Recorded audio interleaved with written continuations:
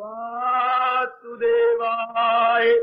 हरिये परमात्मने प्रेम क्लेश नाशाय गोविंदाय नमो नमः गोविंदाय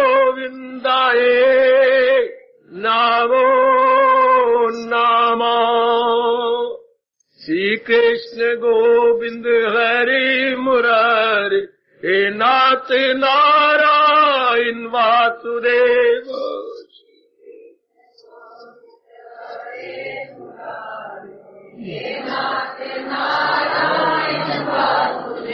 श्री कृष्ण गोविंद हरि मुरारी हे नाथ नारायण वासुदेव।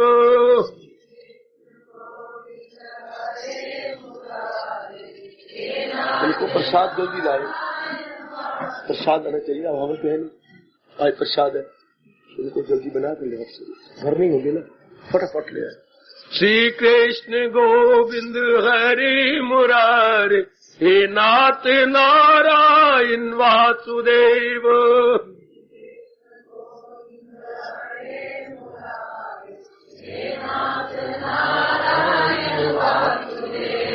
आओ भाग्यशाली गीता अनुयायी मेरी देवियों, माताओं, बेटियों, बुजुर्गों और भाइयों, महाराज जी की विशेष कृपा के फलस्वरूप हम पिछले 5-6 महीनों में लगातार गीता जी का एक बहुत ही कल्याणकारी विषय पर विचार विमर्श करते रहे। गीता का भक्ति योग, उसी को उपलक्ष्य में आज आपको आपकी अपनी ही कलेक्शन से प्रसाद बांटा जा रहा है। अति सुंदर। और आज ही हम प्रारंभ कर रहे हैं बड़े बूढ़ों की प्रेम भरी प्रार्थना के अनुसार, इसमें हम सबका लाभ होगा। 18वां अध्याय मोक्ष संन्यास योग, इसका शुभ नाम है जी मोक्ष संन्यास योग। श्री गीता जी का 18वां अध्याय। एक ही बार कहूंगा, एकाग्रता पूर्वक आप 18वां अध्याय भगवान कहे मेरी आपकी सेहत बनी रहे और हमें एक एक शब्द को बड़े प्रेम पूर्वक समझे। हमारे आखिरी वक्त इस अध्याय की बड़ी महिमा गाई जाती है, लेकिन पंडित जी सिर्फ उच्चारण करते जाती है, सिर्फ केवल उच्चारण, जैसे रामायण पढ़ी जा रही हो, चौपाइयां और दोहे पढ़े जा रहे हो। नहीं, अभी हम होश हवास कायम है, एक एक अंग हमारा स्फूर्ति में है और सुचारू रूप से अपना काम कर रहा है। इस समय सुन लेना, अपनी कमियों को निकाल लेना, अंतःकरण को धो लेना, ये बहुत ही अच्छा है। शायद भगवान जी बड़े बूढ़ों के मनों में बैठ गए हैं, उन्होंने ये प्रश्न करवा दिया। अति सुंदर। अब मेरे साथ शामिल हो जाओ, प्रसाद बटेगा। वो तो पिछले प्रसंग के अनुसार प्रसाद बंटवाया जा रहा है। अब मैं नया प्रसंग शुरू करता हूं, फिर अपने प्रभु से प्रार्थना करूंगा श्रोता वक्ता दोनों की इस चोटी के यज्ञ में सेहत बनाए रखे, कोई बाधा, कोई विघ्न, कोई ऐसी अड़चन न आने पाए। श्री परमात्मने नमः। श्री परमात्मने नमः। मोक्ष संन्यास योग, श्री गीता जी का 18वां अध्याय। पहले तो मेरी हार्दिक मुबारक ले लो। मुबारक मेरी माताओं, मेरी बेटियों, मेरे बुजुर्गों, उपस्थित मेरे भाइयों, अगणित बार मेरी मुबारक मुबारक मुबारक, बहुत मुबारक। आज इस नश्वर एवं चलायमान शरीर के रहते हुए अत्यंत कल्याणकारी श्री गीता जी का अत्यंत लोकप्रिय यानी पॉपुलर अध्याय हम सुन रहे गए। 18वां कोई महीनों के बाद ये प्रसंग आया है। लो बस मैं फिर दुआ कैसी बार जा रहा हूं, एकाग्र रहना। मैं आपको बहुत कुछ भगवान जी से ले दूंगा, आप एकाग्र रहना। यानी जहां आपका तानना है इसी के साथ अपना मन रखना, बिल्कुल नहीं इधर उधर भगाना। मेरे साथ रहना 1 घंटा, बिल्कुल मेरे साथ 1 घंटा। आओ अब मेरे साथ। सब मेरी देवियां ना उठे ना आपने बैठे रहिए और बड़े प्रेम पूर्वक ना इधर उधर देखे, मेरी ओर देखो, बहुत कुछ लेके जाओगे। 18वें अध्याय की व्याख्या आमतौर पर हमारे हिंदुओं में इर्द गिर्द कहीं नहीं होती, और तो गीता जी ने ली जाती। और फिर ये तो अंतिम अध्याय है, सबसे बड़ा अध्याय है, इसके 78 श्लोक है, ये सबसे बड़ा अध्याय और ज्ञान से भरपूर है, क्योंकि पिछले सारे 17 अध्याय का निचोड़ है इसमें। ये मिसलेनियस चैप्टर है, मिसलेनियस। आओ इसके नामकरण पर मैं प्रकाश डालूं।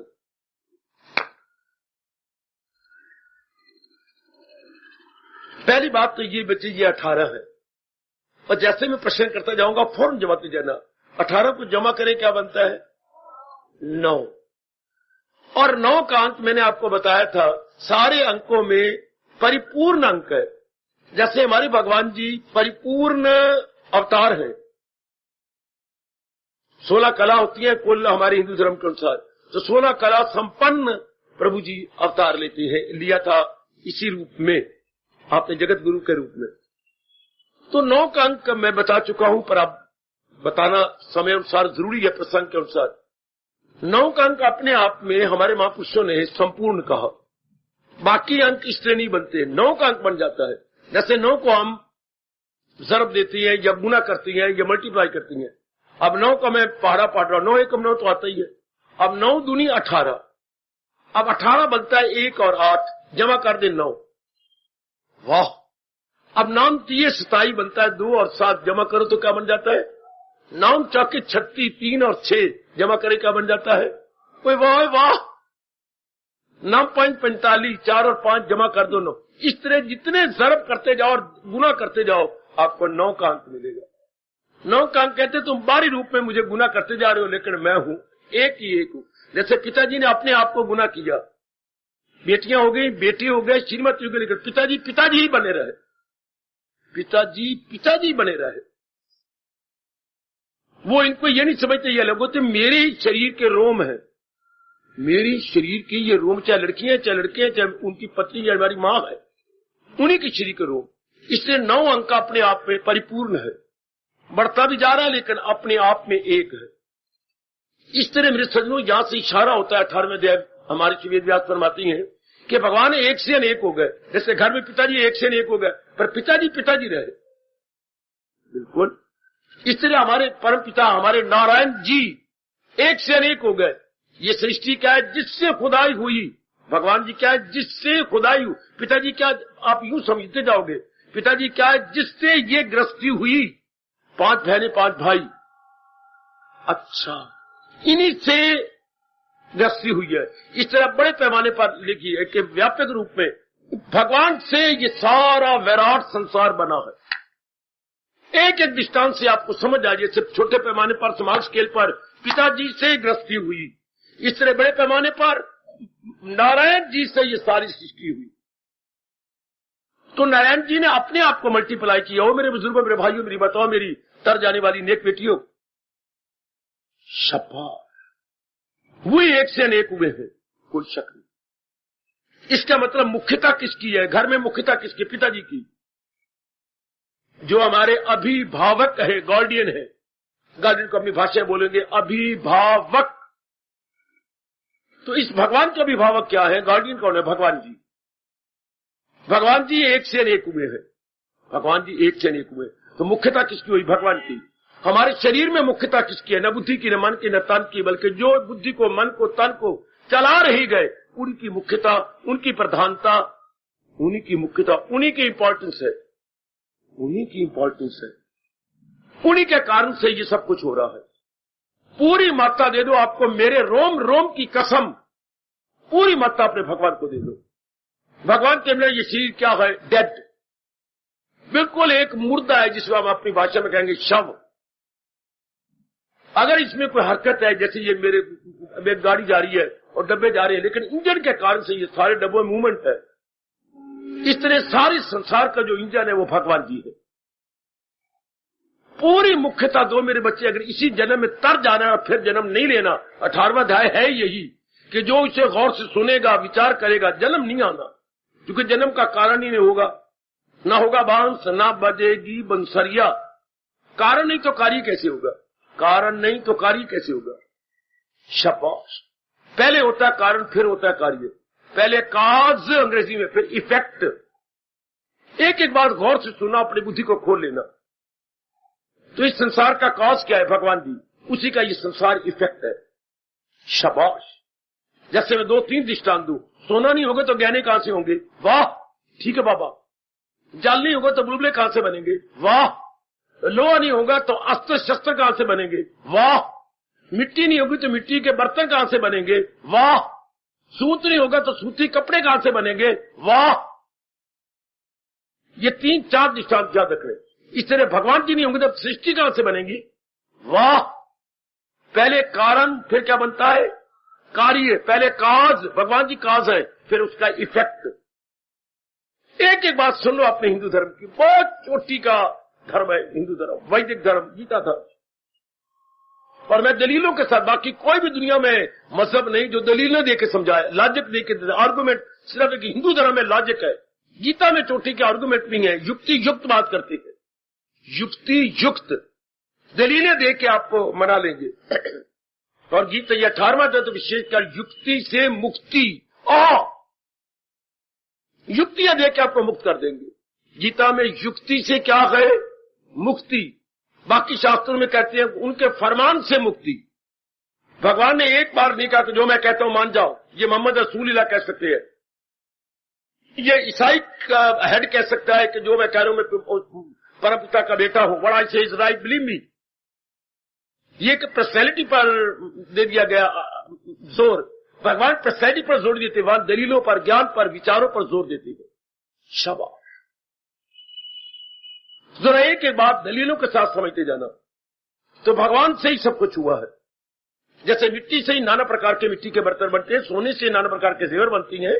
हाँ, इस तरह महाराज जी ने ही अपनी शक्ति से, जो सर्वशक्तिमान है, सर्वसमर्थ है, ये अनेक बना दिया। और उन्होंने की शक्ति सारे जीवों में, जो 84 लाख योनियां हमारे यहां कहा जाता है, सारी योनियां उन्हीं से चल रही है, वरना शरीर डेड है। इसको समझना हो तो जैसे आपके सिरों पर, इससे मेरे सिर पर सीलिंग फैन चल रहा है, तो ये चल तो रहा है, 3 इसके पार हैं, ये ब्लेड्स है, लेकिन चल तो बिजली के करंट से रहा है ना। ये तो एक लोहे है, ब्लेड है, चादर है, लोहे की चादर, उसी को टक टू कटिंग फिटिंग किए रखी है और ब्लेड बना रखे हैं। लेकिन अंदर क्या है? अंदर एक कॉइल्स है बिजली के, उसमें करंट आ रहा है और वो उसमें जुम्बश पैदा होता है। करंट के अंदर ये जुम्बश पैदा हुआ तो उसके साथ ये पार लगे हुए थे, ये घूम पड़े। वाह, जुम्बश दिया गया है। पीछे कॉइल्स है कि मोटे मोटे, वो पीले पीले रंग वाले तारे, उनमें जुम्बश पैदा हो जाता है। उसमें ये यूं हो गया जैसे कभी करंट ली गई हो तो कैसे शरीर हो जाता। इस तरह इनमें, उनमें करंट, उनमें जुम्बश आता है, तो ये पर्चा साथ उसके लगे हुए चल पड़ते। अच्छा, इस तरह ये जैसे इसकी जान प्राण करंट, हमारी जान प्राण भगवान की आत्मा, उनकी दिव्य शक्ति। शाबाश। ये अपने मन में बिठाते जाओ बच्चे, अगर फिर जन्म नहीं लेना, इस दुख भरे संसार में नहीं आना, एक एक बात 18वें अध्याय की समझते जाना। बिल्कुल ठीक है। अब शब्द आता है मोक्ष। मोक्ष क्या होता है? फिर जन्म मरण के चक्कर में ना आना। आवागमन से, इसे बोलते हैं आवागमन से छूट जाना। अंग्रेजी में कहती है सोल का ट्रांसमाइग्रेशन के अंदर निकल जाना। वो फिर चक्कर में आएगी, ट्रांसमाइग्रेशन में नहीं आएगी। अच्छा, ये समझिए कि मुक्त होना क्या होता है? फिर चक्कर में ना आना, फिर गर्भ में ना गिरना, फिर लड़की लड़का ना बनना, या किसी और योनियों में जो भगवान कहते हैं जो बड़े गंदे इंसान है, जो जिनका यहाँ पर मार काट, दूसरों को सिताते रहे, रुलाते पिटाते रहे, गंदा बंदा खाते रहे, गंदा बोलते रहे, तो उनको मेरे भगवान ने कहा है ये मरकर जिंदों में आए तो क्या होगा? दरिंदों परिंदों जिंदों में आए। ये आएंगे, बनेंगे क्या? दरिंदे परिंदे चिंदे, अर्थात एनिमल बनेंगे, बीस्ट बनेंगे, बर्ड्स बनेंगे। एनिमल, बीस्ट एंड बर्ड्स, जो बिल्कुल ही निकम्मे जीव है, निकृष्ट जीव। निकृष्ट का विपरीतार्थ है उत्कृष्ट। आपका नाम उत्कृष्टों में आ रहा है। निकृष्ट जो समाज में आप देख रहे हैं, कामी, क्रोधी, लोभी, लालची, सुखिया इंसान को दुखिया बनाई जा रही है, अपने छोटे सुख के लिए कईयों को नुकसान पहुंचाती है। भगवान कहते हैं कोई बात नहीं, ऐसे जीव बहुत दुखी होते हैं। अच्छा मेरी देवियों, तो फिर इस दुख भरे संसार में कौन नहीं आएगा? अब ये सवाल उठता है, मुक्त तो मोक्ष का मतलब है मुक्ति होगी, लिबरेशन, अंग्रेजी में बोलेंगे लिबरेट हो गया अंदर वाला, यानी लिबरेशन में आ गया, बॉन्डेज में नहीं आया, बंधन में नहीं आया। अच्छा, अब किसने मुक्त होना है? अमृत। ये तो मुक्ति का अर्थ मैंने बता दिया आपको। एक एक बात जहां भी समझ ना आए, मेरी आपको कसम, मुझे टोक देना, मैं बहुत खुश हूंगा, क्योंकि मैंने तो आपको समझाना है, मैंने तो आपके मनों में हिंदू धर्म बिठा देना है। जहां भी कोई किसी छोटे से नन्हे मेरे बेटे को भी नहीं आती, बिल्कुल संकोच नहीं करना, पूछो, मैं दादा हूं, मुझसे पूछ लो। मोक्ष होता है आवागमन से मुक्ति, बार बार जन्म मरण के चक्कर में आना, मां के गर्भ में न गिरना। अब दूसरा सवाल उठता है, किसने मुक्त होना है? अब यह हमारे शरीर में क्या है? 3 शक्तियां हैं, बल्कि 4 कह दूं, 4 शक्तियां हैं। सुनना ध्यान से, मैं हर एक को सुना रहा हूं, हर एक को मैं बड़े मान और प्रेम पूर्वक सुना लीजिए। अपने भगवान जी का प्रसाद आया, ये प्रसाद है गीता का।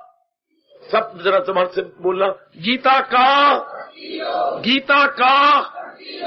उसकी विस्तार भी हमें मिठास दे गया। अब ये मिठास भगवान के प्रसाद रूप में बड़े प्रेम पूर्वक स्वीकार कीजिए। हार्दिक धन्यवाद, हार्दिक धन्यवाद। चलो मेरे बच्चे, कोई आगे कोई पीछे, सबको मिल जाए, चाहे कण भर भी आपको मिल जाए तो भी स्वीकार कीजिए। आगे पीछे शाम कर छोटू। अवल तो बहुत प्रसाद बना, अगर कम भी हो जाए तो किसी से कण भर ले लेना, शाबाश। अब मन मेरे साथ, अब हम विचार करेंगे, मेरी माताओं, मेरी बेटियों, बुजुर्गों और भाइयों, इनमें मन न देना बच्चे, प्रसाद में नहीं, अपना मन मेरे साथ और प्रसाद लेते जाओ। तो लीजिएगा, मोक्ष किसने पाना है? तो हमारे मैंने कहा जी 4 पदार्थ भगवान ने हमें दिए हैं। पहले तो नजर आ रहा है शरीर, स्थूल शरीर। हाँ, जब अब ये सड़ेगा मुक्त हो गया। 5 तत्व बंधन में है, आग, पानी, हवा, मिट्टी और आकाश। जब सड़ेंगे तो आग का तत्व आग में, हाँ, पानी का तत्व पानी में, हवा का तत्व हवा में, अच्छा, धरती का तत्व धरती में, सूर्य का तत्व सूर्य में और आकाश का तत्व आकाश। ये बिखर जाएंगे, ये बच्चे बिखर जाएंगे। अब एक दृष्टांत दूं, एक जैसे मानो एक मेरी बेटी ने स्वेटर तैयार की।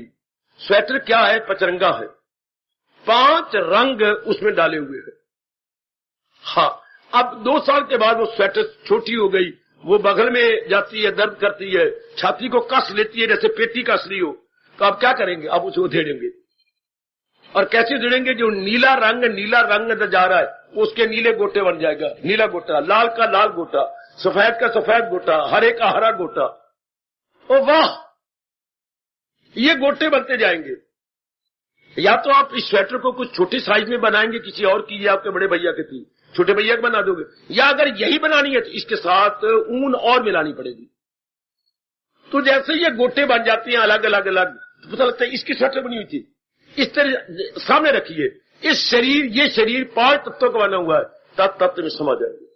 अंत समय जब हम शमशान में रखेंगे, ये व्यास जी का या बाकियों का बहुत बड़ा उपकार है दुनिया वालों पर, जो शरीर को धरती में नहीं गाड़ा गया, शरीर को क्या आत्मा में निकल जाने पर अग्नि के हवाले किया गया। बहुत बड़ा उपकार दुनिया के ऊपर, क्योंकि शरीर के अंदर क्या है? कीटाणु है,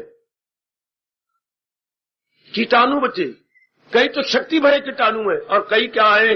दूसरे कीटाणु, जहरीले कीटाणु। मरने के बाद सारे कीटाणु जहरीले हो जाते हैं, मर जाते हैं।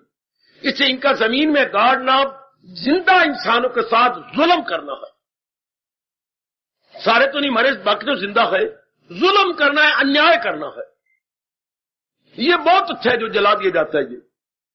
ये व्यास जी का, ये जिसने भी ये प्रथा चलाई, बहुत बड़ा उपकार दुनिया पर किया।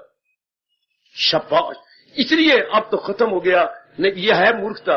इसलिए हमारे यहां कम से कम 1 कनस्तर यानी 15 किलो घी मुर्दे के शरीर पर डाला जाता था, सिर से लेकर पैरों तक, ताकि जब जलेगा तो इर्द गिर्द वातावरण दूषित हो जाएगा। तो घी उसकी पूर्ति करता था।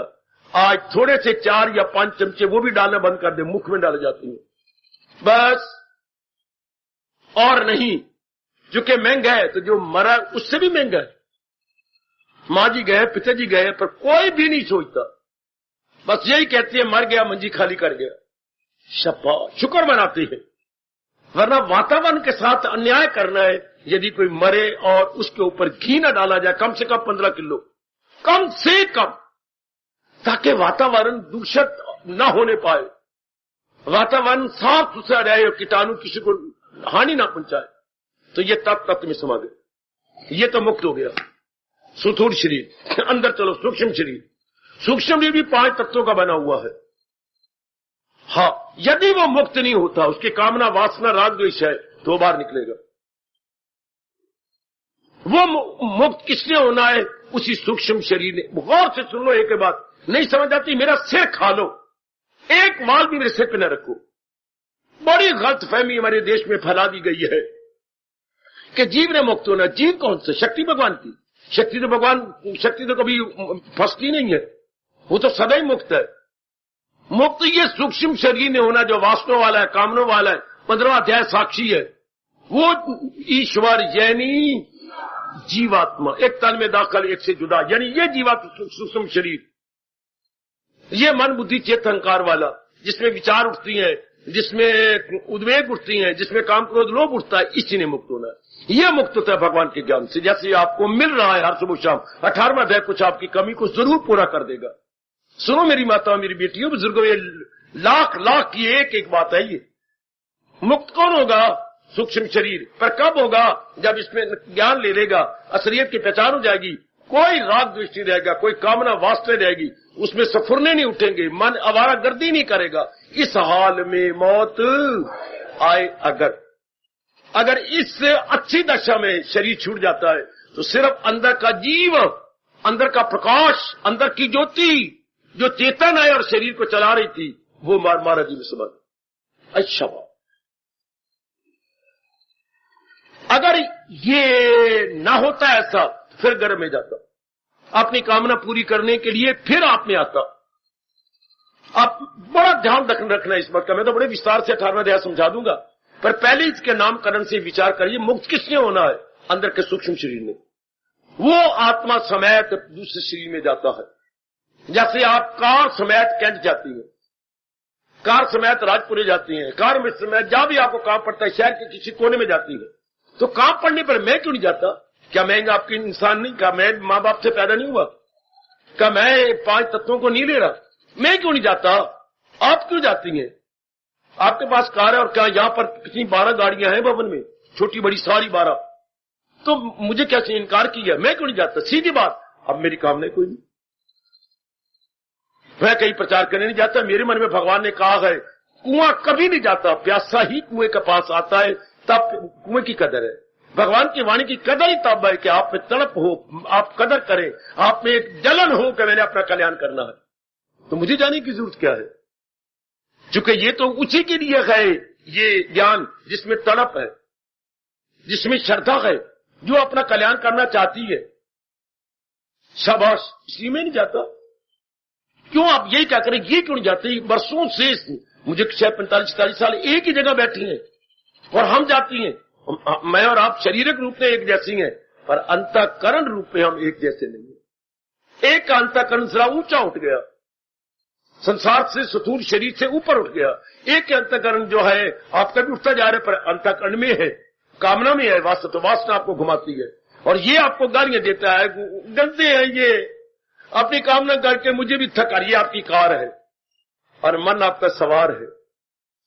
एक बार फिर सुनो ना, शरीर हमारी क्या है बच्ची, और मन आपका सवार। इस सवार ने शरीर को पिटा रखा है।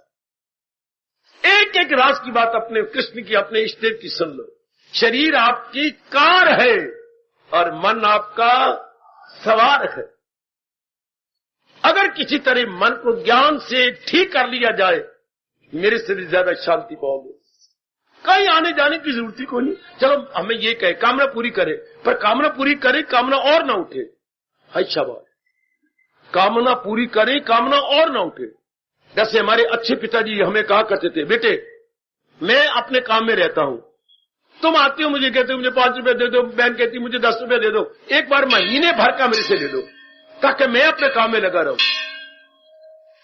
तुम अब मुझे एक बार ले लो, बस बात खत्म हुई, शाबाश। तो बार बार क्या तंग कर रहा, हम क्या काम, मन तेरी कामना पूरी करता हूं लेकिन फिर ना कामना हो, नहीं हो सकता। क्यों? अगर इस आपने शरीर संसार संबंधी को कामना की है जिसका वास्ता संसार के साथ है और आप पूरी करेंगे, संसार रब ने अधूरा, ये मां जी ज्ञान देते, मैं चाहे मेरा पूरा मना लो, मुझे घर में जाके गालियां देना 100 भगवान जी को चाहिए था क्या? जब मनुष्य जाति बनाई तो मनुष्य जाति को ज्ञान भी आप दे देते, मेरे जैसे कोई जरूरत ही ना पड़ती। भगवान देते तो वो ज्ञान आपके अंदर धस जाता, और मेरी जितनी ताकत दी है भगवान में तो उसी ताकत के अनुसार ही आपको समझाना है ना, वरना ये ज्ञान पहले होना चाहिए किसका कि संसार रब ने अधूरा बनाया है। मेरा एक शम्मा हुआ है यहाँ मामूर है जिससे सारा चौथाई हिस्सा रब ने अपने में से प्रकट किया, चौथाई। हाँ, तो हम संसार संबंधी कोई भी कामना पूरी करें तृप्ति नहीं होगी, फिर दूसरी कामना, फिर उसके हम कंज्यूमर या उपभोक्ता बनेंगे, फिर तीसरी कामना। हाय रब्बा, इस तरह कामना पूरी करते करते तृप्ति होती ही नहीं, शरीर छूट जाता, अगला जन्म। क्यों अगला जन्म हुआ? फिर अरमान लेके मरे, क्योंकि जो कामना पूरी की थी उन्हें तृप्ति नहीं हुई तो बाद अधूरा रह गया ना मन। हाँ, जाएंगे आगे, मरेंगे ना आगे। शाबाश शाबाश शाबाश। एक दिन की बात तो सुनो, एक दिन शायद मैं नहीं जानता, मैं 8वीं क्लास में था, तो कोई किसी रिश्तेदार का लड़का घर में आया, माँ जी ने भोजन बनाया, 2.5 फुलके खा लिए, बस वो कहती रहेगी माता हमारी, बेटा और ले ले, नहीं बेटा और ले ले सब्जी, दूर बस इतनी मुझे भूख ही इतनी है। तो सुनना मेरी बात, क्या? फिर वो तो चला गया, कहते बस मैं इतनी देर कह रहा था, मैंने कहा आपको मिलता जाऊं। अच्छा, तो चले गए। तो जब मैं किसी काम से बाहर गया, वो तो ढाबे पर रोटी खा रहा था, बाहर ही घर के बाहर थोड़ी देर बड़े दूर पर जरा ढाबा था जहां रोटियां पकती थी, लोग खाते थे, वो तो खा रहा था। मैं चुप करके निकल गया और घर गया, माँ हाँ क्या? वो जो यहां से रोटी की तरह खा दे, रिश्तेदार तेरे था? हाँ, वो तो ढाबे पर बैठा हुआ। हाय, मतलब यह पूरी रोटी नहीं खा गया? नहीं खाई, तो बाहर बैठा वो खा रहा था। अगर घर से पूरी खा लेता तो ढाबे में क्यों जाता? अगर हमारी कामना यहां पूरी हो जाती तो किसी घर में क्यों गिरते? मैं आपको एक एक घरेलू दृष्टांत, सामाजिक दृष्टांत दे जाऊंगा, आप विचार करना। क्यों बाहर रोटी खा रहा है? वहां शर्मा गया, माँ जी के पास सामने कहेंगे बड़ा पेटू है, बड़ी रोटियां खा जाता है। ये न कलाने के लिए भूखा उठा, भूख जोर के लगी हुई थी जब बाहर गया। तो इसी तरह संसार से तृप्ति नहीं होती मेरे बुजुर्गों। एक एक बात आज तो सुनो ध्यान से, नहीं होता प्रचार हरियाणा में या किसी इधर उधर भगवान जी की वाणी का, और ठोस सत्संग गीता जी का है जिससे अकल खुलती है, बुद्ध मन का विकास होता है। बेटे कोई भी चीज, शक शादी कर ली, हमने पढ़ भी गए, हम कमा भी रहती हैं, पत्नी अब बड़ी अच्छी है, पति देव भी कमाती हैं, बच्चे बड़े, लेकिन तृप्ति तो नहीं। तृप्ति का मतलब एक कामना पूरी की अब और ना उठे, आयो मेरे रब्बा, एक कामना पूरी की तब तृप्ति अगली ना उठे, तो अगली तो उठती है। देखो कितना बुरा हाल हमारे साथ हुआ, पढ़ाई की तो कमाई की जरूरत पड़ी, कमाई कर लेंगे तो शादी की जरूरत पड़ी, शादी हो तो मेरा बच्चा होना चाहिए, बच्चा हो गया तो मेरा दूसरा जोड़ी मिलनी चाहिए, ये आगे मेरा इतना घर हो गया, किराए के वाले तो ऐसे ही हमें खाती है, कच्चे ही खा जाती हैं, तो फिर अपना मकान होना चाहिए, फिर अपने मकान के लिए लगे, मकान बन गया, हाँ तो श्रीमान जी की बड़ी उम्र तो 2 मंजिला होना चाहिए, 3-3, 4-4 हजार रुपया किराए पर आ जाएगा। कोई कहीं भी तृप्ति नहीं मिलनी, चाहे कोई बड़े बड़े बादशाह बन चुके हैं, प्रेसिडेंट बन गए हैं, चीफ मिनिस्टर, प्राइम मिनिस्टर, बड़े बड़ी ओहदियां ले चुके हैं, लेकिन कामना नहीं मरी। अगले भर्तरी रोकती है को नालायक इंसान, तेरा शरीर बूढ़ा होता जा रहा है, उधर तो देख, मन अभी तक जवान है। शरीर बूढ़ा तो मन जवान। बस समझे मेरी भोली बेटी, ये किन का जिनको ज्ञान नहीं मिला, हाय जिनको मेरे भगवान नहीं मिले, हाय जिनको वैराग नहीं मिला, हाय जिनको विवेक नहीं मिला। उनके शरीर बूढ़े, तन जवान, इंसान हो गया हैरान, हाय न पकड़े बने न छोड़े बने। और आज मां का पुत्र हिंदुस्तान में होके अंग्रेजी बोलता है टेंशन। क्यों टेंशन? मतलब मैं शारीरिक रूप में बूढ़ा हूं, मन करके नहीं। बहुत अच्छे भाग है मैं उनके मस्तक चूम लूं जिनके शरीर भी बूढ़ा थे, मन भी बूढ़ा। अगर मैं आप में से निकालूं तो 5 से ज्यादा नहीं निकल। बाबा, ओ बाबा, इतने सैकड़ों माताओं, बेटियों, बुजुर्गों में से 5 व्यक्ति मुश्किल से निकलेंगे क्या जिनके तन भी बूढ़े और मन भी बूढ़े। वरना बूढ़े तन में क्या जवान मन रखते हैं। बेटी, मेरी आंखें नीचे न करवाओ। सजनों, मुझे शर्मिंदगी में न डालो। मैं आपको गीता का पाठ पढ़ाने, पक्का कराने आया हूं। शरीर बूढ़ा,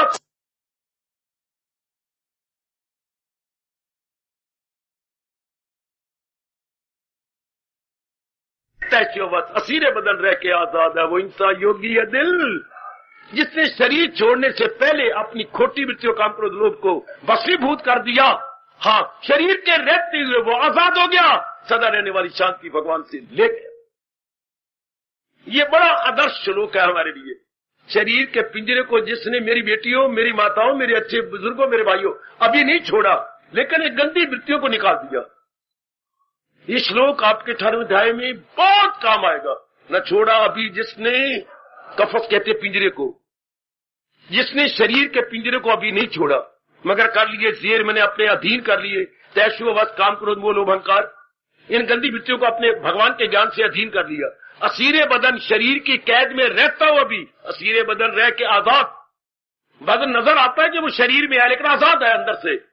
असीरे बदन रह के आजाद है तो वो योगी। भगवान कहते हैं मेरी नजरों में वही सच्चा योगी है। दिल शाद, सदा रहने वाली शाद में शांति ले गया, ले गया, ले गया। यही भगवान करे हमारे जीवन का उद्देश्य बना रहे कि मैंने इस श्लोक के अनुसार साधना करनी और शरीर छोड़ने से पहले मैंने दिलशाद आजाद हो जाना है। लेकिन ज्ञान से मिलती है आजादी, ये सर्वसर। ये ज्ञान से मिल जाता कि शरीर में रहते हुए हम कैद नहीं होते, क्योंकि ना कोई वासना है, ना कोई कामना है, ना कहीं राग है, ना कोई द्वेष है। हाय, आजकल के बीच इस समय में कोई आप जैसे होंगे जो आजाद होकर रहेंगे। इन्हीं कामनों ने मार दिया, और कामना बेवकूफी से है। जो कामना मजा आ गया, मैं और आप मन को, आप एकांत में बैठ के मन के साथ बातें की करें। मन कामना कर, पर कामना कर फिर दोबारा कामना कर। तूने मुझे हैरान कर दिया, खुद भी हैरान हो रहा है, मुझे भी हैरान कर रहा है। पर ऐसा तो हो नहीं सकता जब तक कि हमें अभ्यासी न बने, भगवान के ज्ञान को अपना नहीं बनाते, तब तृप्ति नहीं होगी। कामना पूरी की तृप्ति नहीं। पढ़ाई कर ली जाते, पढ़ाई कर ली, फिर नौकरी चाहिए, फिर नौकरी करी, हमने बड़ी सी नौकरी, मेरे गहने पे लड़की चाहिए, मेरी शादी हो जाए, फिर बच्चा चाहिए। देखो कामना पूरी क्यों नहीं हो रही? उनसे तृप्ति हो जाए ना। एंटायर सेटिस्फेक्शन संसार संबंधी कामनाओं से वो मेरे सजनों और मेरी बेटियों तर जाने वाली हो नहीं दे सकती। संसार की कामना पूरी हो जाने पर भी क्या नहीं हमें तृप्ति देंगी? फिर नई कामना, फिर नई वासना, फिर नई इच्छा, फिर नई आयुष्ना। इस तरह हम हैरान परेशान अपने आप को तबाह करते जा रही है। इसको मेरे भगवान ने मस्तक पे हाथ मार के कह रहे हो, नालायक, वो दुश्मन है अपने लिए। ऐसा इंसान अपने साथ आप बैग कमार अपनी अनमोल आयु के टोटे करता जा रहा है। टुकड़े करने से बच्चे को पता ही नहीं था। आप अपना कंगन छोड़ के चली गई, कंगन पतला सा या चूड़ी कह लो। हमारे वक्त माँ जी कंगन पहनती थी, मुझे वो कंगन ही याद आता है। मोटे मोटे थे और बीच में ये सोने की ये गुक्की जाती थी, एक घर तो बंद हो जाता था, फिर उसी को माँ ये ऊपर कर दी तो कंगन खुल जाता था। शाबाश। तो वो छोड़ के चली गई। अचानक कोई काम होगा। अब छोटा बच्चा था 4-5 साल का, उसने उसको जोर लगाया 2 टुकड़े, उसने फिर जोर लगाया 4 टुकड़े। मां के आते हुए उसने 4 कंगन बना दिए या 4 चूड़ियां बन गई। हाँ रब्बा, ये क्या कर दिया? उन्हें बाल पकड़ने के पीछे से उसके पति ये पिता, क्या कर रही है? इसे अपने क्या पता, तेरी बेवकूफी, तूने चूड़ी रखी क्यों? मुझे क्या पता था ये 1 की 4 कर देगा। तो शुक्र मना, बिना सुनारे के पास गई, 1 की 4 बन गई है। ये तेरा सोना बच्चा काका, लेकिन काके को क्या पता? बैल इसी तरह हम अनमोल जीवन के टुकड़े कर रहे हैं अपनी अज्ञानता के आधार पर। हमें कुछ नहीं पता कि कितना जुल्म कर रहे हैं। जो मैं जानता हूं या मेरा रब जानता है कि हम कितना जुल्म कर रहे हैं अपने साथ। बड़ा भारी जुल्म कर रहे हैं, बड़ा भारी। अनमोल शरीर जिससे भगवान को खींच सकती है, अनमोल शरीर जिसके मकान भगवान जी के अंदर दर्शन कर सकते हैं समाधि में, उसको टुकड़े कर रहे। गंदी मेरी कामना, गंदी मेरी वास्ता, तू मेरी बन जा, मैं तेरे बन जाऊं, तू मेरे लिए रोया कर। हाय रब्बा मेरा, इसके लिए शरीर मिला, मैं तेरे लिए रोया करूंगा।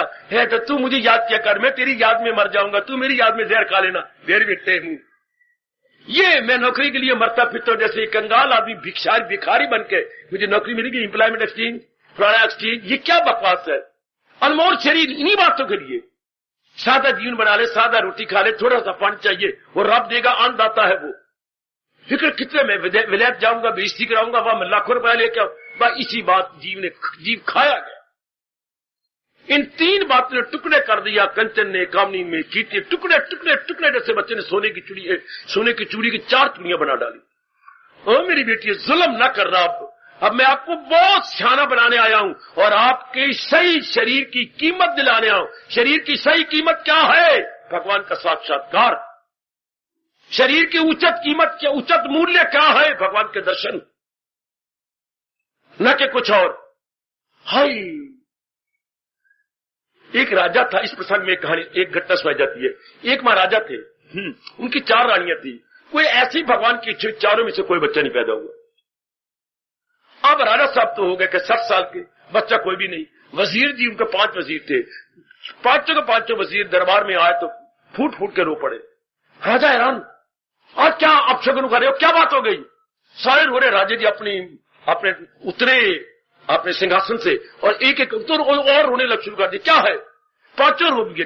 पांचों को उन्होंने गले से लगा लिया। तुम तो मेरे बहुत अच्छे वजीर हो और तुमने अन्न सफल किया मेरे साथ, तो क्या बात क्या है? आपका बच्चा कोई नहीं, बाद में लड़ाई झगड़ी चलेंगे इसी गद्दी के लिए, इसी सिंहासन के लिए बड़ी लड़ाई चलेगी। ये वजीरों के हमारे लड़के कहेंगे पहले मैं बैठूंगा। वो कहता तेरी मजाल में तलवार के टुकड़े करके। ये होता है, इसे क्या बोलते हैं? एक दूसरे की लड़ाई करके टुकड़े कर देने। खाना जंगी या गृह युद्ध, या अंग्रेजी बोलती हैं सिविल वॉर। सिविल, अपने में लड़ाई शुरू जानी। मैं बनूंगा राजा, मैं बनूंगा राजा, तीजे और कत्ल होंगे और मरेंगे। आप कोई सोचते ही नहीं, आप कोई सोचो ना। तो फिर आप बताओ, आप मेरे वजीर किस बात? वजीर को बोलते हैं बच्चे मंत्री। मंत्री में जो समस्याएं पड़ जाए तो उनकी मंत्रणा दे के दूर करे। मंत्री शब्द बना बेटे मंत्रणा से, मतलब मैंने बिल्कुल सही राय देनी है जिससे कि समस्या का हल हो जाए। मंत्रणा से क्या शब्द बनता है बेटे? मंत्री। आहा, तो फिर आप मेरी मंत्री है, मुझे राय दो। एक मंत्री ने कहा मुझे एक बस आखिरी है, ये आप कर लो।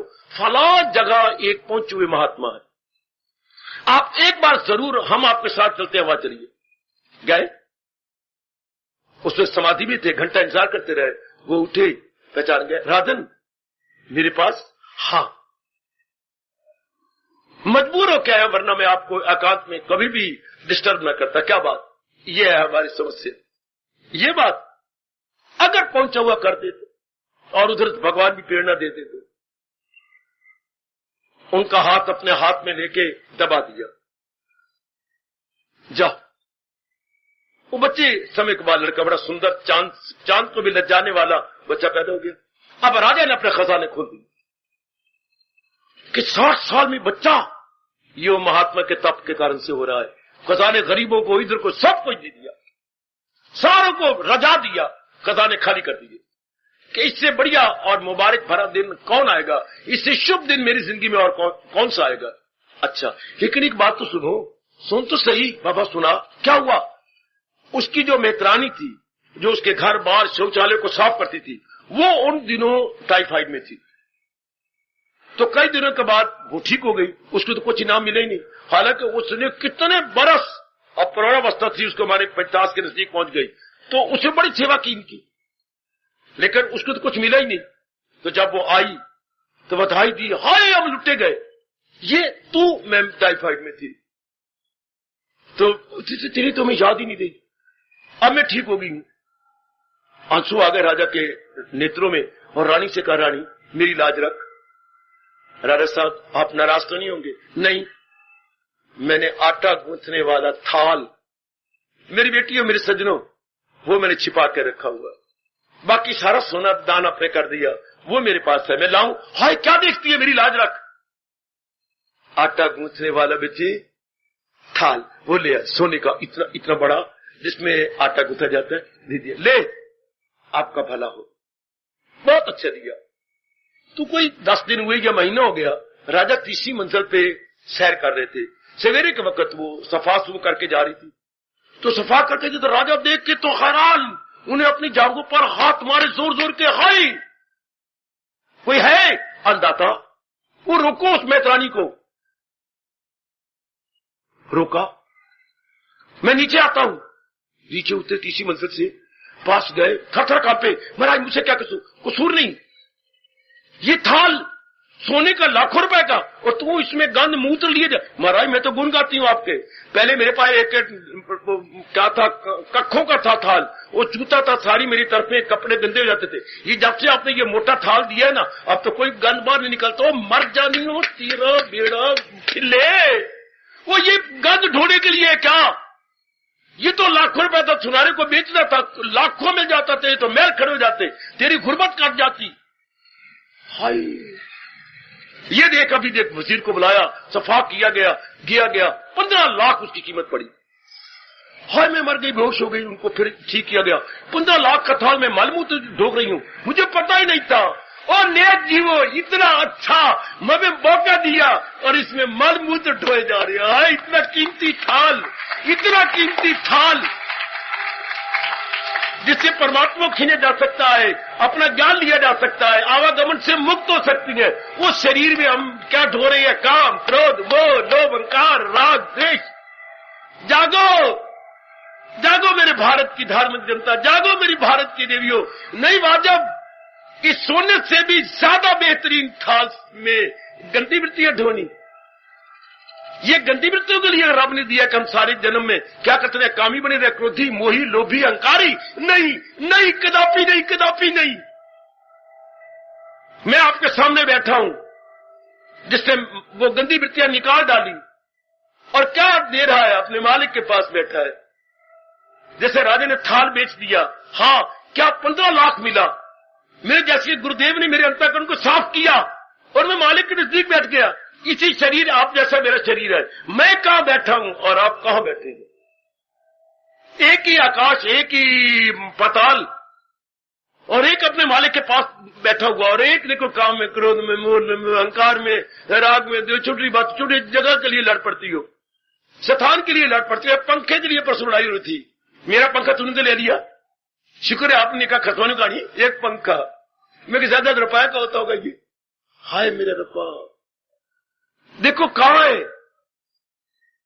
एक छोड़ छुड़ा करके जंगल में आपकी सेवा कर रहा है, और एक पंखे के लिए लड़ाई हो रही है, एक सीट के लिए बच्चा लड़ता है, दे अपनी कौन नहीं मारता है उस बेचारे, कितनी दर्द हो रहा है, आंखें दिखाता है एक इतनी सी जगह के लिए। हाय मेरे रब्बा, कितना अंतर है, आदमी आदमी में अंतर, कोई हीरा कोई कंकर। और जो आयु अब रह गई है, मैं आपके साथ आया हूं, आओ ना इस शरीर का पूरा लाभ उठाए। पूरा लाभ क्या होता है, मालिक के नजदीक पहुंचे, अपने भगवान के नजदीक। कौन नहीं पहुंचने देता, यही भगवान ने कहा, छोड़ा अभी नहीं, कल तन का कफस मगर कर लिए जेर, जिसने गंदी वृत्तियों को निकाल दिया। और तप जप करना सत्संग में लाभ क्या है, क्या अशुभ वृत्तियां चली जाए, उसकी जब शुभ आ जाए, विवेक आ जाए, वैराग आ जाए, भक्ति और शक्ति आ जाए। आहा, simply we have to replace, हाँ, from bad quality to good qualities. एक एक बात मेरी जैसे समझो ना, और समझ के फौरन अपना, मेरी अच्छी मैया, मेरी बेटी, में 18वां अध्याय समझाने आया हूं। मुक्त किसने होना, सूक्ष्म शरीर ने। कौन सा सूक्ष्म शरीर, जिसमें काम है, क्रोध है, मोह है, लोभ है, अहंकार है, राग है और द्वेष है। और मेरे हमारे इष्ट देव जी चेतावनी दे रही है कि शरीर छोड़ने से पहले इनको निकाल डालो। ये इन गंदी वृत्तियों को रखने योग्य सोने का थाल, गांध लेके वो बेचारी माल मूत्र और इर्द गिर्द के काकू कुछ सोने के थाल में डाली जा रही है। वो कहते मुझे अपने बाल तोड़ दिए, मुझे पता ही नहीं था 15 लाख का थाल, और इतना अनमोल ये शरीर रूपी थाल जिससे हम अपना कल्याण कर सकते थे, और उसमें ये नेगेटिव क्वालिटीज रखे हुए हैं। Shem Shem Shem. और मेरी तर जाने वाली, भगवान की जात में समा जाने वाली अच्छी बेटी, और लक्की सोल्स, ये अब इनकलाबी बन जाओ। अब आप क्रांतिकारी बनो कि नहीं। जैसे राजा ने जगा दिया उससे मेतरानी को, ये रब दा प्यारा जगाने आया है आपको बुद्धि से, मन से। तन से तो मां भी जगा लेगी, लेकिन बुद्धि से कौन जगाएगा, मन से कौन जगाएगा मेरे नेक बच्चों? वो मेरे अहोभाग्य के भगवान ने कहा इनको बुद्धि से जगाओ, इनको मन से जगाओ। किससे? भगवान के ज्ञान से। मां अपनी जबान से जगाती है, मैं भगवान की जबान से। इतना मां अपनी जबान से कहा मुन्नी उठ खड़ियो, और मैं भगवान की जबान से जगा रहा हूं, उठ खड़े हो बुद्धिमान, उठ खड़े हो विवेकवान। वो अपनी जबान से जगाती है पुत्र धी को, और मैं भगवान की जबान से जगा रहा हूं। आप जाग जाओ और जाग के रियलाइज करो कि रब्बा मेरे ये खोटी वृत्तियां इसके अंदर कभी भी नहीं, कभी भी नहीं। दृष्टांत को याद रखना, बड़ा सा दृष्टांत दिया व्यास जी का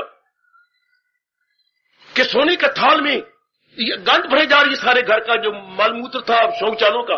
हाय, तो हम जगत का गंध भरते जा रहे, काम क्रोध मोह लोभ अहंकार, ये राग द्वेष।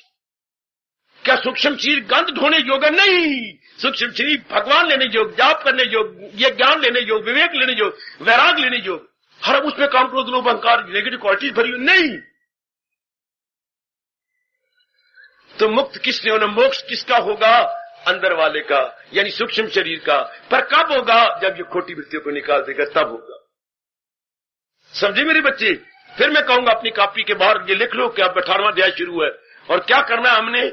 न छोड़ा अभी जिसने तन का कफस, मगर कर लिए जेर अपने अधीन। तैश क्रोध, तैश हवस में लोभ, ये दो वृत्तियां कहीं, लेकिन मतलब सारी आ गई। और कविता में तो एक दो का इशारा होता है ना, मतलब होता है इसके संग लगी बाकी वृत्तियां।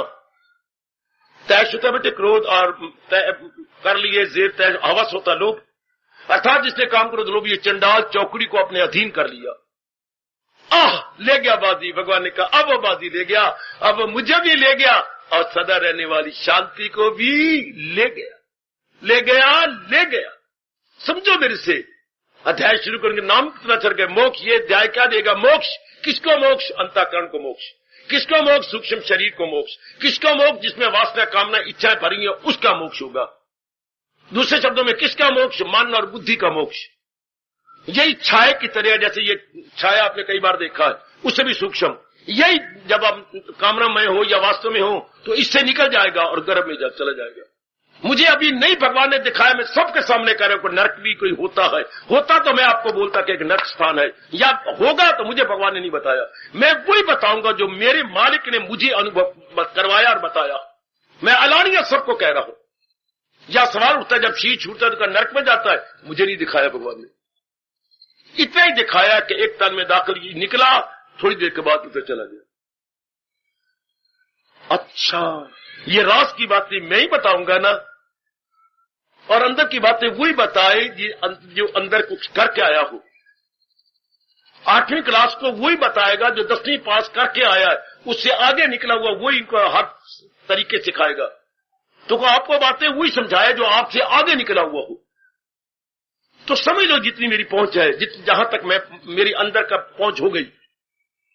आप तो बड़ी जल्दी कष्ट तो हमें हुआ, एकांत तो हमें मिला, और कई मुसीबतें से आपको क्या पका पकाया मन का भोजन मिल रहा। किसी के अनमोल तजर्बे का लाभ उठा लो। जैसे मां पकाती है तो सारा परिवार सुख पाता है। किसी ने ये मन का भोजन पकाया या अनुभव किया, लो पका पकाया भोजन आपके पास आ रहा है। मैं तो रब का क्या हूं, बहरा, जो पका पकाया भोजन शादी के वाले के बराती को बांटता है। मैं तो महाराज जी का तैयार किया प्रिपेयर्ड फूड, ज्ञान की, अंतःकरण की, वो आपको दे रहा हूं। आहा, आप इसकी कदर करो और जाग जाओ कि मेरे अंदर के निकाल देना। नहीं, इसी ने मुक्त होना। जो मैं आपको बार बार कह रहा हूं, जो अंदर ज्योति है जिसे आत्मा कहते हैं, वो तो भगवान में समा जाएगी। उसने क्या चक्कर में आना, वो कभी चक्कर में नहीं आती, वो सदा ही मुक्त है। क्योंकि आत्मा मुक्त, आत्मा नहीं मुक्त होती, आत्मा मुक्त है। भगवान सर्वव्यापी का छाया पड़ रहा है हमारे दो भ्रुवों के बीच में, इस जगह। यही जाके जीव समाधि में बैठ जाता है और अनुभव करके नीचे उतरता है। वो तो जब होगा भगवान कृपा करने, पहले ये तो कर दो, ये तो निकाल दो। मैं बच्चे को स्कूल डाले जा रही हूं तो उधर से चाची आई, क्या तुझे गालियां देंगे स्कूल वाले। बच्चों को स्कूल नाला नीचे लटक रहा है, आंखों में गिग्गे हैं, यहां पर सारे मुंह से पानी निकलता रहा, जमा पड़ा, ये देख इधर। नाक क्षम करना, ये सूखा हुआ ये बाहर निकला हुआ है। पगली स्कूल में भेजा जाता है, नला धुला, सुंदर बना, अच्छे कपड़े बना, रिबन लगा या कोई और चीज मेकअप कर, ताकि मास्टर जी को पैर लगे वो भी उनको चूम ले, नीचे जुराबे पहन और सुंदर के बूट आते हैं वो ले। बच्चों जाते हुए तेरी आंखें पट्टी तू गंधारी है, बाकी बच्चों को नीचे स्कूल में कैसे जाती हैं? ऐसा करके फिर वापस आ। क्यों पति की बदनामी कराती कि किस गंदे का बच्चा आ गया है ना। स्कूल में भेजना है बच्चे को सुंदर बना के। अरे मालक की जात में तलीन होना है, भगवान के ज्ञान से सुंदर बन जाओ, बिल्कुल सुंदर बन जाओ। ये गंदे शरीर ये लेके जाएंगे जैसा बच्चा नाला नीचे लटक रहा है, हाँ बटन है ही कोई नहीं, शाबाश, इधर से कमीज यहां से फटी पड़ी है, ये स्कूल में जा रहा है। तो हम क्या अपना कल्याण करने जा रहे हैं? गंदी वृत्तियां, गंदे काम, क्रोध, बोलो बंकार, राग द्वेष, इनसे कभी भी हमारा मन चैन नहीं पा सकता। कभी भी भगवान हमारी ओर छोटी आंख से भी नहीं देख सकते, समझे? मैं आपको अंदर से नहलाने, मां ने बाहर से नहलाया, रब दा प्यारा अंतःकरण से स्नान करवाता है, वो पानी से मां नहलाती है। सुनो, मैं भगवान के ज्ञान से आपके मन को धोने आया हूं। मैं भी आपकी आया हूं, आया होती जो बच्चे को पालती है, मैं भी मन की आया हूं, मैं मन की मिडवाइफ हूं, मिडवाइफ। हाय, और मैं आपके अंतःकरण को धो रहा हूं, आपको भी धो दूं, साफ कर दूं। और वो धोती साफ करती है पति के पकड़ो ना, मैं रसोई में क्या पकाऊं, हाँ, मैं आपको धो रहा हूं, साफ कर रहा हूं भगवान के ज्ञान से, भगवान की भक्ति से। किससे? भगवान के योग्य बनाने के लिए। हाय ओ मेरे रब्बा, वो मेरा कहना सफल हो जाए। वो मैं बहुत ही इनकलाबी हूं, मेरे से भी ज्यादा इनकलाबी बन जाओ, क्रांतिकारी बन जाओ। धो लो, मैं धोऊंगा। महाराज जी के ज्ञान से, महाराज जी के विज्ञान से, महाराज जी की भक्ति से अंतःकरण साफ हो जाएगा। Now it is इंटरली fit for blessed Lord Krishna. वो फिट फॉर हुआ या एलिजिबल हुआ अपने पिता के, और मैं आपको परम पिता के हवाले कर रहा हूं, उसके योग्य बनाने आया हूं। और वो भी शरीर छोड़ने से पहले। फिर ऐसा जीव जिसकी गंदी वृत्तियां गई, अब नहीं आपके गर्भ में आएगा, अब नहीं जन्म मरण के चक्कर में आएगा। क्या करूं, आपका समय समाप्त होता जा रहा है। अब आप सुनिएगा इस बात में, बड़े चार कारणों से मुक्त किसने होना। समाज के अनाड़ियों ने हमें बड़ी गलत फहमी में डाल रखा, और अनाड़ी पंडित जिनका अनुभव नहीं हुआ, सिर्फ पेट पालने के लिए पंडित मान के राम राम का कपड़ा लिए फिरती है। इन्होंने अनुभव नहीं किया बेटे, या तो इनकी गृहस्थी का सारा खर्चा आप लो और वो तप करें, गृहस्थी जाए गोता मारे गृहस्थों के अंदर, वो क्या गोता मारे, इतनी जिम्मेवारियां, धन है नहीं है, ब्राह्मणों को वैसे भी शाप मिला हो कि गरीब रहेंगे ये, अब क्या वो गोता मारे, क्या रिसर्च करे, कहां वो तप करे, घर के धंधे ही नहीं खत्म होते।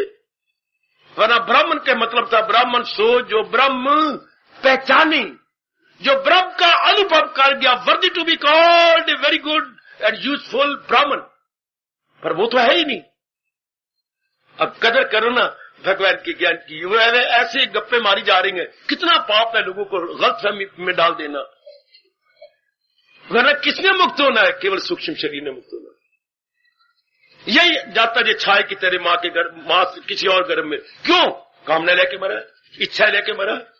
अब ये सदा कलिए खत्म हो जाए और वो अवस्था बन जाए। आगे वो श्लोक लिखना छोड़ा भी, जिससे उसके अगले सफे पर लिखो, जो हिंसा करे, अगर ऊपर लिखो मोक्ष इजिकल टू, ऊपर लिखो मोक्ष, नीचे लिखो इजिकल टू हिंसा करे ख्वाहिशें दिल से दूर। ये है दूसरे अध्याय का 71वां श्लोक। हवस का न हो जिसके दिल में फतूर, न उसमें खुदियो न हो मेर तेर, सकूं उसको हाथ से ले दिल उसका। आगे एरो मार्क लगा के आगे लिखिए अगले सफे पर, यही गए मकामे, परमात्मा के दर्शनों से पहले यही अवस्था बन जाती है। फिर आगे नीचे एरो मार्क करके दमे वापसी भी जो ये ज्ञान हो हासिल से ब्रह्म। निर्वाण का मतलब भी मोक्ष होता है। ये हमारे हिंदी में दो शब्द है, मोक्ष या निर्वाण। आहा, जिस चारपाई पर वान ना लगा हुआ हो, बैठोगे धड़ाम नीचे कुएं में गिर जाओगे। वो वान की वो लगा होता, ताना पेटा लगा होता है, बुनती हुई होती है, तभी तो हम चारपाई पर लेटेंगे, बैठेंगे, करवटें देंगे। और सिर्फ चार पैर लगे हुए हैं, चार पैर और बाजू लगे हुए हैं, तो इस पर बैठेंगे, बैठ के दिखाओ ना। सिर टूट जाएगा, आपका धराम से गिर जाओगे। तो निर्वाण जिसके अंदर कामना वासना का ताला पेटा कोई नहीं। हाँ, ऐसा जी भगवान की जात में समा गया। निर्वाण, वान से खाली अंतःकरण, जैसे वान से खाली क्या चारपाई, वान से खाली चारपाई, वो तो कुआं हो गया, वो बुनती तो हो ही कोई नहीं वान की, तो जिसकी कोई कामना नहीं, वासना नहीं, राग नहीं, द्वेष की ताला पेटा नहीं लगा, ऐसा जी भगवान की जात में। इसलिए व्यास ने शब्द बनाया निर्वाण, दमे वापसी भी जो ये ज्ञान हो तो हासिल उसे ब्रह्म, उसको वो दैवी क्या मोक्ष मिल गया, निर्वाण मिल गया। महात्मा बुद्ध ने यही नहीं, हिंदू धर्म से कई शब्द कई भाव लिए, वो निर्वाण ही बोलते हैं, वो मोक्ष नहीं कहते, निर्वाण। हमारे यहां दोनों बोल जाता है, मोक्ष भी और निर्वाण भी। जितनी भी समझ आई है मेरी माता और बेटी बुजुर्ग, जाके घर विचार कर ले, जाओ खिचड़ी बनी हुई खिचड़ी खा लो, दाल बनी हुई दाल खाओ, जो भी खा पी के अपने पेट भर के, और इन बातों पर सोचना कि आज मोक्ष के विषय में क्या बताया और समझाया गया, आज मोक्ष के बारे में क्या कहा गया। भगवान आपको मोक्ष दे मेरे बच्चे, मैं आपको मोक्ष की राह पर डला जाऊं, लेकिन आप विचार करते रहो, मैं तो मुक्त हो जाना है। हमने आवागमन के चक्कर, अगर इसी ज्ञान को अपनाते जाओगे, आवागमन के चक्कर छूट गए, बिल्कुल ही निकल गए। मुबारक हो मेरी अच्छी माताओं, मेरी लाडली बेटियों, मेरे बुजुर्गों और मेरे भगवान की जात में समा जाने की आकांक्षा रखने वाले अभाग्यशाली मेरे भाइयों। ताकि अर्जुन प्रश्न करता जा रहा है जिज्ञासु के नाते से, और भगवान जी जगत गुरु के नाते से उसका लाजवाब उत्तर देते जा रहे, एक एक शब्द बड़े गौर से। तो मुक्त जाना, अंदर वाला बार बार जन्म मरण न ले, ये मोक्ष का अर्थ हो गया। अब मेरे साथ अंदर चलो, मोक्ष किसका होना है।